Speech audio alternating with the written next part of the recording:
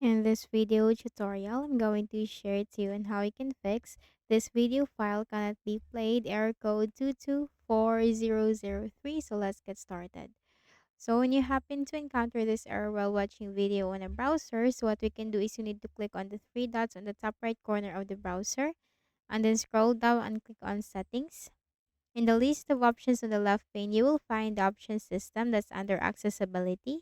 And you'll find this option use graphics acceleration or hardware acceleration when available. If this is turned off, you can simply switch the button off. And once that is done, go back to the list of options on the left pane and you will find extensions.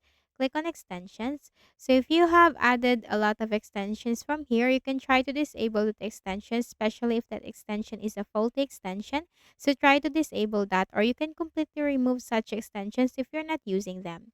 Go back to the settings tab and then here you will find this option, privacy and security, the one with the shield symbol.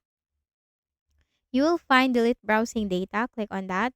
Go to the advanced time range, change that to all time.